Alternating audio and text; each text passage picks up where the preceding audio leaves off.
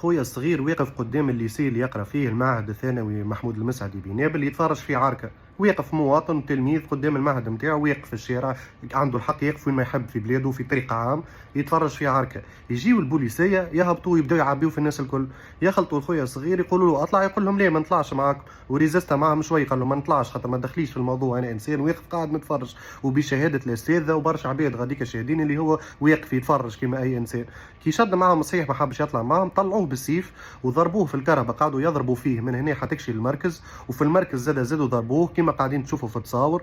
خويا صغير عمره مازال كي يغلق 18 سنه، ولا حتى ضيعت عمر خويا انا 17 ولا 18 من كثر ما هو صغير، ديما نشوف فيه صغير. يضربوه الكمشه في الصايل هذوما. وبصحتكم مانيش في تونس، والله العظيم بصحتكم مانيش في تونس، ما كانش حياتكم نمرمدها لكم من المحاكم، تبداو حياتكم تعديوها.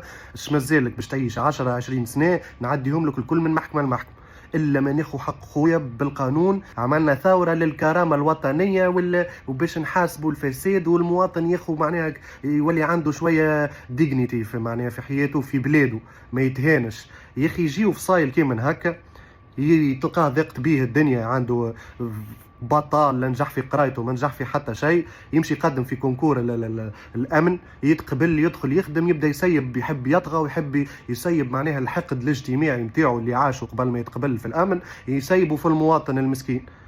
وبصحتكم مرة أخرى، وعندي تصويرته هذايا رئيس الفرقة الدراشنية الفصالة اللي ما هو ما يمثلش عوين الأمن جملة. خاطر أنا باش نفسر لكم، أنتم ظهر لي ما نكونش فاهمين شنو هي خدمتكم، ما باش نعاود أنا نفسرها لكم مرة أخرى.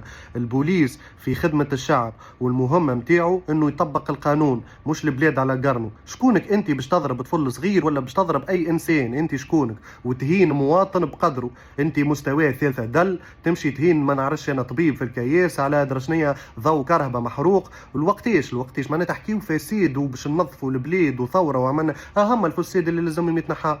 وقت من على الوقتيش باش نقعدوا كل مره هما يغلطوا واحنا نقولوا والله ما يمثلوش السلك الامني الكل، والله ما يمثلوا حتى شيء، هذاك حاله شاذه. خاطر الريكروتمون اصلا هو الانتداب غلط. وقتاش تدخلوا عباد مثقفه وعندها مخاخ، مش تدخلوا فصايل كانوا يبراكيو ومن بعد ضقت بيهم الدنيا ولاو يحبوا ينظفوا البلاد.